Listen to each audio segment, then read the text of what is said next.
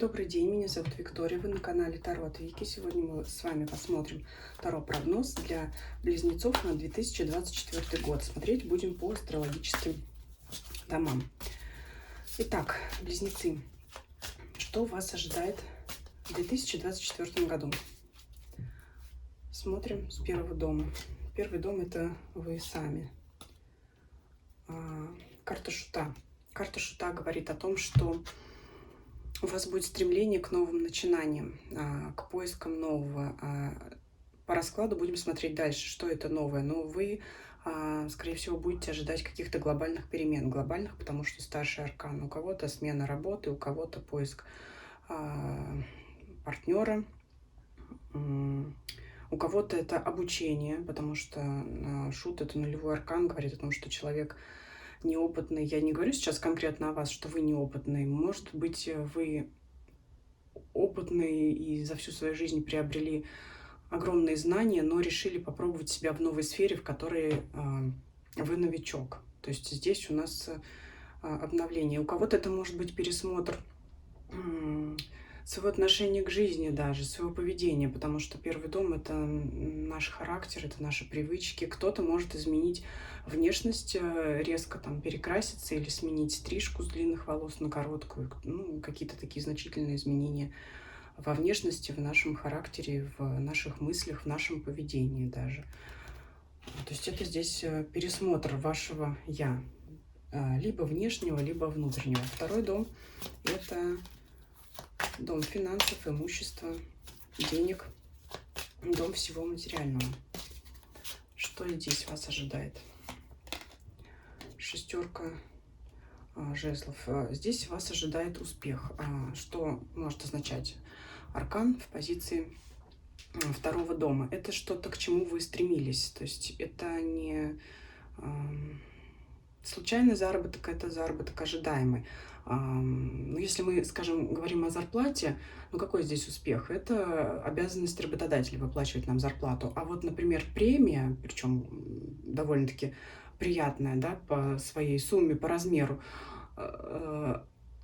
она заслуженная за какие-то, может быть, ваши дополнительные обязанности, то, чего вы заслужили. То есть здесь очень похоже на выдачу вам премии. То есть успех в том, что вы приложили какие-то дополнительные знания или ваше время, труд для того, чтобы получить эти деньги. Здесь дополнительные заработки вас порадуют, кроме ваших основных. У кого-то, может быть, это вторая работа, которая принесет вам дополнительные доходы. Может быть такое. Но это именно как дополнительный заработок, успех от того, что вы делаете, сверх того, что вы делаете обычно.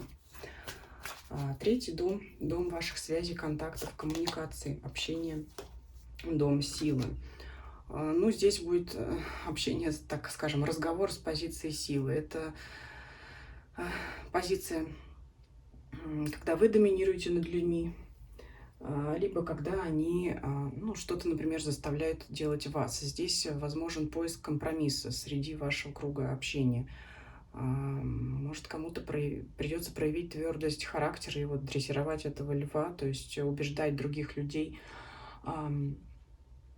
убеждать в том, чтобы они поступили, например, так, как вы хотите. Либо на вас люди будут давить, чтобы вы поступили так, как они хотите. Ну, ситуация покажет. То есть здесь, ну, не скажу, что нет гармонии, потому что здесь у нас на карте вроде и лев, и девушка неспокойная и довольная, но вот именно здесь, чтобы не допустить стычек, придется друг другу уступать. Может быть, и вам в том числе, и другим людям, ну, чтобы вот соблюсти баланс.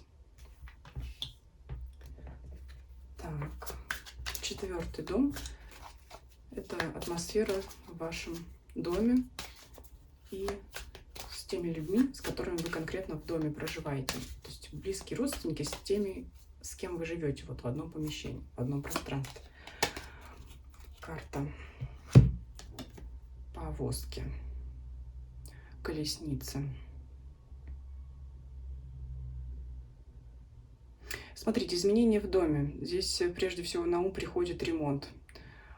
Переезд из одного дома в другой. То есть это, да, у нас движение куда-то с карты дома. Может быть, кто-то отправится в отпуск. Дальше посмотрим. Девятый дом Ну, здесь изменения, вот прежде всего приходит на ум. Это, может быть, кто-то купит новую мебель, да, опять же, ремонт, изменение уклада в вашей жизни. Может быть, какой-то придется перестроить режим, распорядок дня, ваш уклад жизни. Это что-то, ну, такие серьезные достаточно изменения в данном доме. Смотрите, что у вас там должно произойти. Может быть, вы уже строите планы, намечаете, потому что старший аркан у нас говорит о том, что изменения глобальные, изменения могут тянуться из предыдущего периода, с 23 года, которые продолжится, либо получит свое завершение в будущем, в 2024 году. Тоже, кстати, говорит и старший аркан силы. Это, скорее всего, были, дополню, третий дом. Это люди, уже знакомые вам. Это не новые люди связи, а это те люди, с которыми вы уже знакомы, уже общаетесь. То есть дальше с ними поддерживаете связь. Пятый дом – это дом творчества, увлечений, хобби и также детей.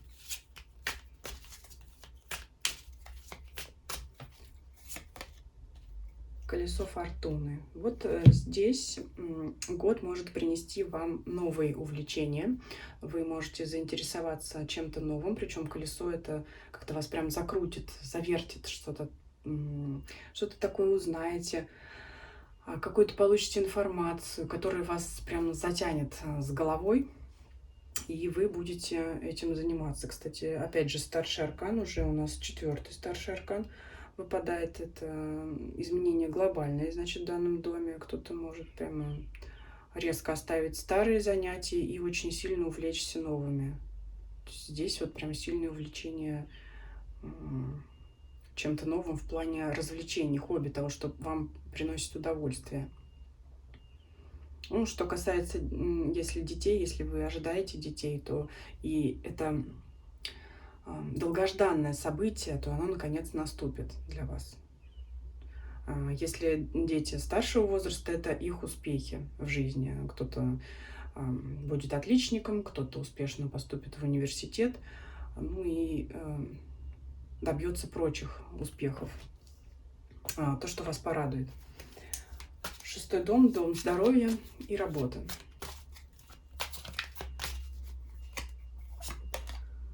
Карта 7 мечей. Вот здесь близнецам, наверное, следует со своим здоровьем последить. 7 мечей – это карта обмана, говорит о том, что если вы почувствуете какое-то недомогание, не следует впадать в самообман. То есть, что само пройдет. Скорее всего, карта, если что-то заболело, карта советует обратиться к врачу. Это с одной стороны, то есть не пускать все на самотек и не допускать самообмана. А также карта говорит о том, что если вы уже там знаете за собой какие-то заболевания, обращайтесь к врачам. Если вам один специалист что-то сказал, и вам это не нравится, вы интуитивно чувствуете, что может быть здесь какой-то подвох, можете обратиться к другому специалисту и проверить эту информацию, то есть принять решение, все-таки кому из врачей вы больше доверяете. Может быть, кто-то ко второму, к третьему обратиться, это вам виднее. Ну, то есть здесь довольно-таки серьезная карта, которая говорит о том, что информацию, связанную с вашим здоровьем, лучше вам перепроверять. Опять же, вот как я говорю, посоветовавшись, например, с другим доктором. На работе также остерегайтесь каких-то подлогов или даже подстав. То есть кто-то из коллег, позавидовав вам, может начать строить козни. Неприятная карта, да, но она дает нам совет о том, как себя вести. Если мы будем знать, что нас подстерегает какая-то неприятность, мы будем знать, где соломки подстелить. Поэтому не расстраивайтесь, а просто обратите на это внимание. 7 мечей – это младший аркан, поэтому это не приведет к каким-то катастрофам в вашей жизни. Просто она советует быть более внимательным к данной сфере вашей жизни. 7-й дом – это дом пары, супругов, брака. Что вас ожидает здесь? Карта башни. Ну, карта башни говорит сама за себя. Для кого-то это закономерный распад союзов. Это либо расставание, либо развод. Это завершение отношений, изживших себя. Это не означает, что, конечно, у всех близнецов наступит распад между партнерами и разруха в отношениях, но это скорее говорит карта о затянувшихся отношениях, которые жили себя и которые закономерно к этому приведут. Давайте дополним все-таки. Быстрое решение. Ну, решение будет стремительным. Опять же, смотрите, если, опять, как я уже сказала, не могут все разом развестись и разойтись, да, то есть все подряд. Карта восьмерка мечей, она вот прямо говорит, это распад союза именно для тех отношений, которые не представляют ценности ни для одного из партнеров. Это карта мгновенного решения обоих, и она говорит вам только об освобождении. То есть здесь больше информации для тех, кто, возможно, уже сейчас задумывается о том, что этот союз нецелесообразен. Вот тогда, когда вы хотите из него выйти и сомневаетесь, вот тогда карта говорит, что да, в следующем году, скорее всего, для этого наступит благоприятный момент. Давайте дополним все-таки для тех, кто у нас в паре, либо, может быть, ищет нового партнера, потому что эта карта явно говорит для тех, у кого союз изжил себя. Как говорят, токсичные отношения. Вот, вспоминала очень долго это словосочетание, которое сейчас очень на слуху. Это о токсичных отношениях. Что для тех, кто ищет пару? Вот он, ваш король жезлов. Активный, предприимчивый человек. Также, кто в браке, но не собирается разводиться, это ваш супруг,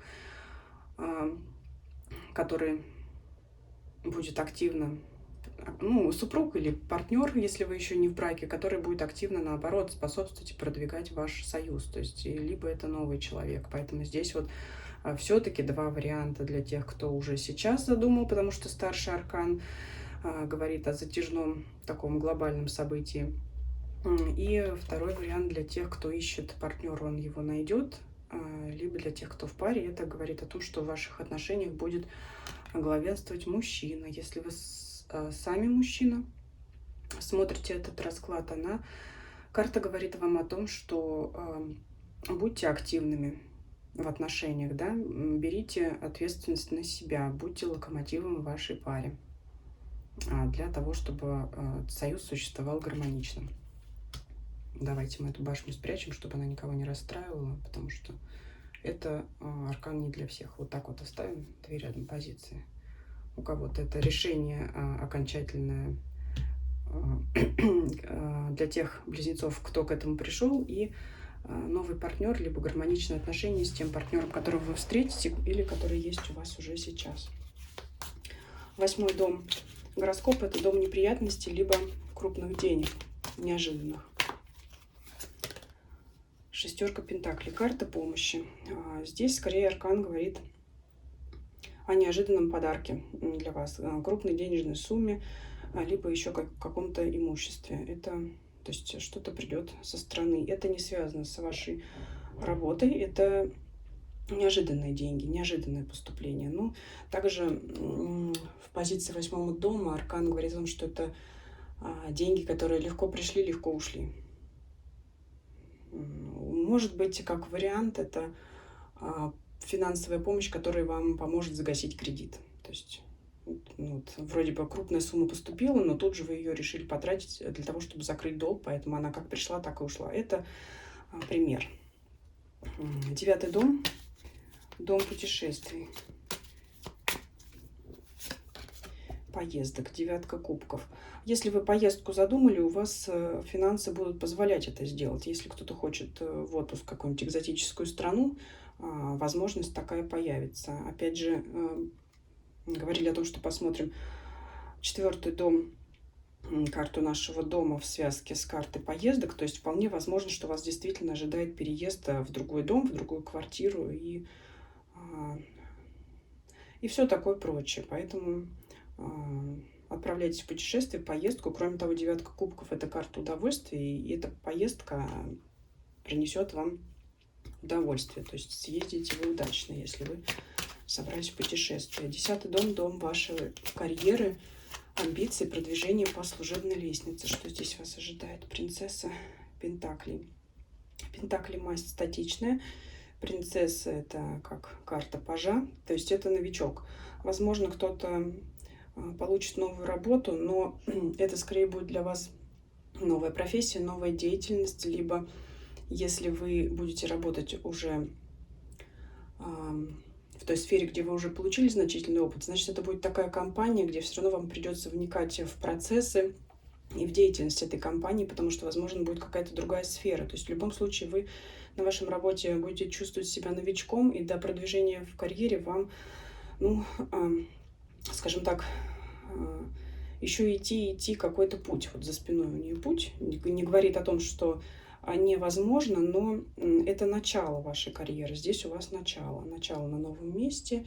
У кого-то это может быть поиск работы, вы успешно ее найдете, но это новичок. Кстати, пентаклевая масть говорит о том, что вас вполне будет устраивать ваша зарплата, и, возможно, вам даже самому или самой не захочется этого продвижения, потому что, ну, в принципе, вас будет устраивать уровень оплаты труда, и не будет такого острого желания или необходимости продвигаться. Здесь это карта статичности, но карта положительная.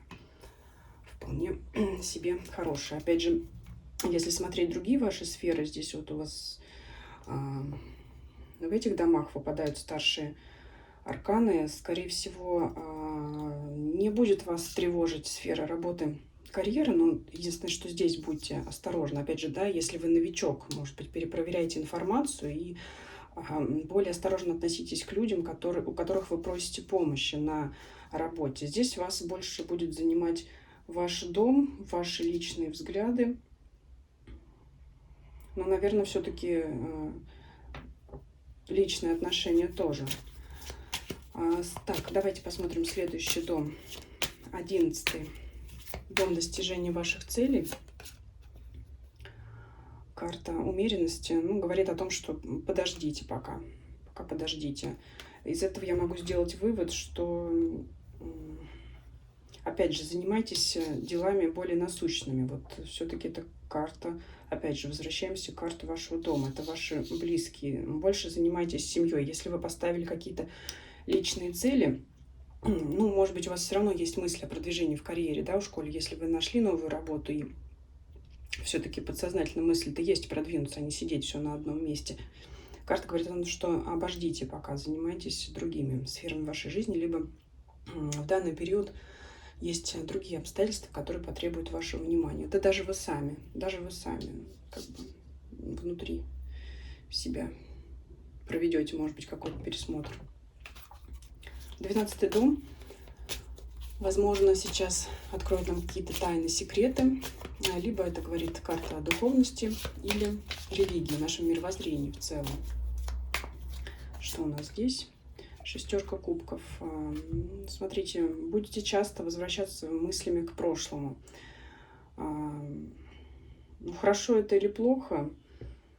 Ну, скорее хорошо, либо нейтрально, потому что расклад в целом положительный, и, может быть, вы просто будете размышлять о своем опыте, который вы получили в жизни, и это вполне себе коррелирует с первым арканом, когда вы можете пересмотреть какие-то свои взгляды, отношения, поведение для того, чтобы перестроиться и вести себя и мыслить по-другому. То есть здесь вполне себе вот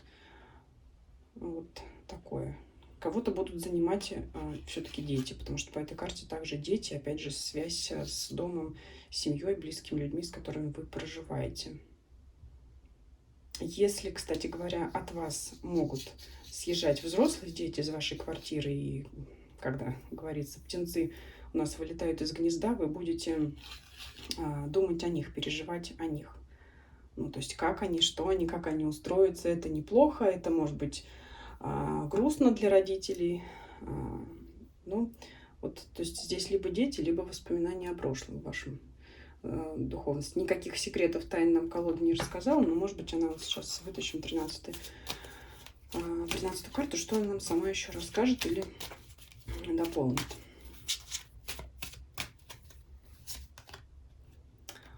Туз Пентаклей – это всегда счастливый шанс.